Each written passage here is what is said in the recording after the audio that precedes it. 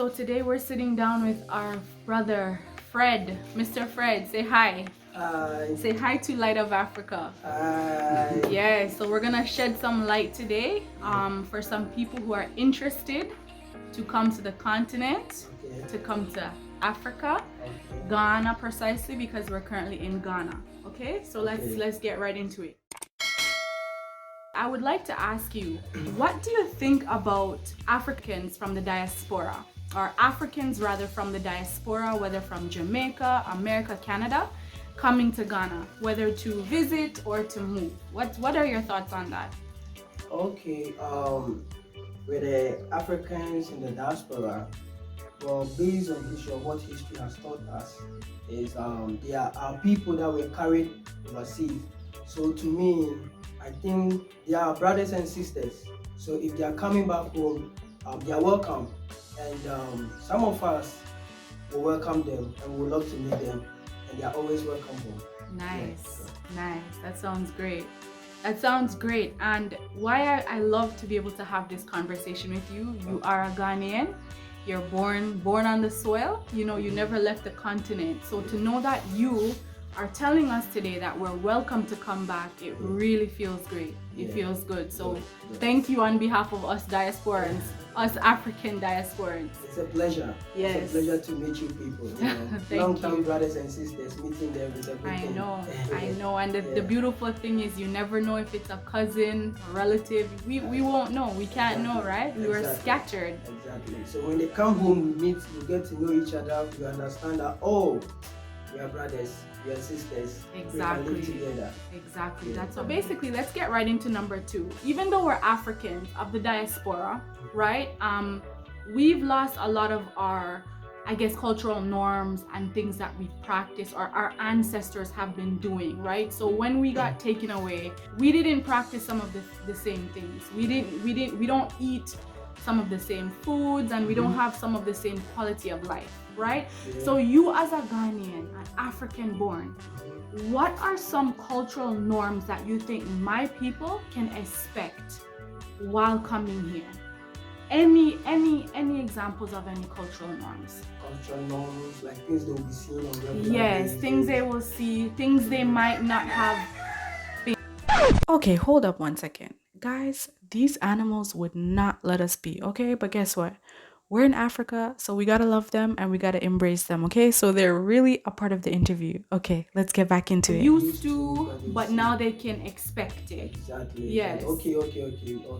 So, you know, as we've been here in Ghana for a while, you realize how we eat. Yes. We eat differently. Our food, if you look at people from the diaspora, you realize that they eat chewing foods a lot.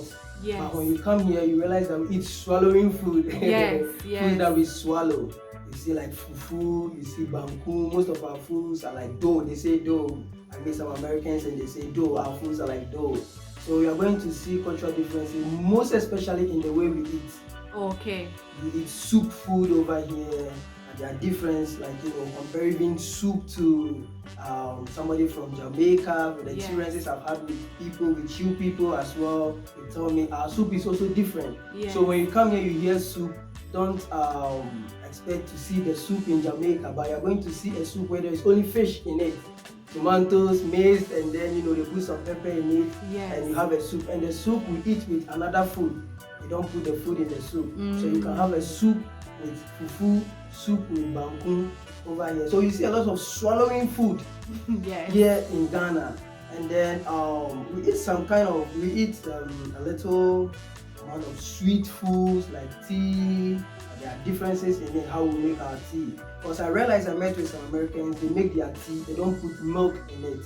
Yes. But when you come here, you see a Ghanaian person making tea, unless you have a Lipton. They use Lipton to make tea. We have the Milo tea. Right. We put milk in it.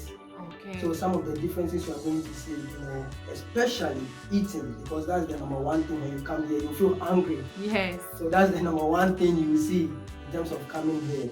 You have to understand how we eat over here. But all the same, you can get some of your foods that you eat also over here. That's good. That's nice. So what about when you're on the road?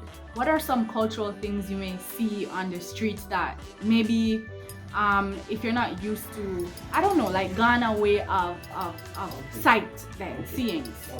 Okay, one thing you will see here more, let me say if I'm talking to somebody from Europe, from America, you come here, you see people stare you a lot when you're walking on the street because they are seeing somebody new in their environment. So people will stare you, people will look at you. Hey, especially, you see, there are differences in the way we dress, one culture difference too. Yes. Although we may wear the same American dress, but the way we dress, the way we walk is different. Yes. So when you come and hit the street and you're walking on the street of Ghana and people realize that this is a new person, the way she's speaking, you have a lot of eyes on you. Right. And I know some Americans will say it makes them uncomfortable, but I'm telling them so that they will know that it's not that the person wants to harm you or do something bad to you, but the person is seeing somebody new in the environment. Yes. So you see a lot of people looking at you, a lot of people watching you, staring at you. Hey, where you come from? People who even like to, interact with you. Yes. Because of where you're coming from and who you know, and they want to know you as well. Yeah. That's one thing. And then you see here we do a lot of salutation, greetings. That is one thing. The person knows you or doesn't know you, you have to expect it. Yes. Somebody can just meet you and greet you. Right. On the street. You don't have to know the person before the person greets you. Right. Strangers pass by, you receive greetings. So you'll be on the street, you'll be on the wayside. Don't get uncomfortable when people stare at you. Yes. Don't get uncomfortable when people greet you because it's a cultural thing over here. You see it as a sign of respect. Right. In terms of the greeting. Exactly. So you have a lot of greeting on the road and like a lot of staring at you. And people also will try to, they love people Ghana is a welcoming place. Lovely people, I say. Yes. Everywhere we have the back. However, Ghana is a lovely people. People come here, we welcome people in. So there will be people that would love to make friends with you. They would love to talk to you. They would love to come close to you and know you. Know where you're coming from. Right. Not all the time that they have bad intention, maybe you might think. Yes. It's just a cultural thing. Yes, I understand. So speaking of being on the road, being in the streets, interacting with people, what's your take on the safety in Ghana? Because overseas, especially from my perspective as a female, we have to look out for all kinds of things. So if a young lady is watching this right now, what could you say as a Ghanaian male to assure her that overall she's pretty much safe, she's pretty much okay? Yeah, safety is very important. It depends on the places where you find yourself, but overall, Ghana is not a place where there are a lot of crimes and attacks. People be on the streets and people are just attacking them like that. It's not a usual thing. Yes. But all the same, I'll tell you, when you're buying, because people know you're coming from different places, especially when you speak, they'll get to know from your accent. It's a normal thing, They will try to hijack the price a little. Yes. Yeah, increase the price, especially when you speak with an American accent or British accent, people will try to hijack the price a little. But I'll tell you, as a female on the street, or when you go to, let's say, the supermarkets, the malls, we have a normal thing or something that usually happens here where guys approach ladies and they want to take their phone numbers. They meet you and say, hi baby, want to make friends with you, so can I have your contact? That is something you will see. Okay. You will see when you're on the street. The guys, so when they approach you, not necessarily to harm you. Some of them, they want to have relationship with you. Right. Okay, want to be friends. So I'll say on the street here in Ghana, it's not that much dangerous to walk with fear. I agree. Being here as a female, I agree. It's absolutely different. It's a different feeling than in the West. I'm not saying there's not crime and things happen everywhere, but Ghana gives me a sense of peace and safety. I feel like I could go anywhere and I'll be okay for the most part. Most people around are just trying to help you and just trying to take care of you. Exactly. Yeah. Exactly. Yeah, so I have one more question I really want to ask you. For somebody interested to come in, right? Again, somebody from the diaspora, what advice would you give them? Whether they want to come and visit or move, anything that you'd like to share with them that you think will be helpful for their landing. Okay. Very good question. You know, it is something that we all have to think about. Even me here in Ghana, if I want to go to US, there are certain things I have to know and things you need precaution. Yes. And there are precautions as well coming to it because in every country, you know, they have the good and the bad. Correct. The good and the bad. So let's say you want to come to Ghana, it's a nice place, you know, but you have to be careful in terms of how you transact business with people. Okay. In terms of how if you want to buy something from the market or you want to buy a land or you know Right. people want to come here, they want to build. Yes. People want to come here, they want to set up a business. You know, we have a lot of land issues here. There's a land litigations here in Ghana. So let's say if you are somebody that want to come, you want to build, be careful whoever that you are buying the land from. Okay. Make sure you get to know the rightful owners of the land, the native people. You know, you meet whoever that the land belongs to. Okay. Yeah. Make sure you find somebody that knows the family that owns the land. And then you go ahead. Don't just stay outside there, watch videos and get to think you know it.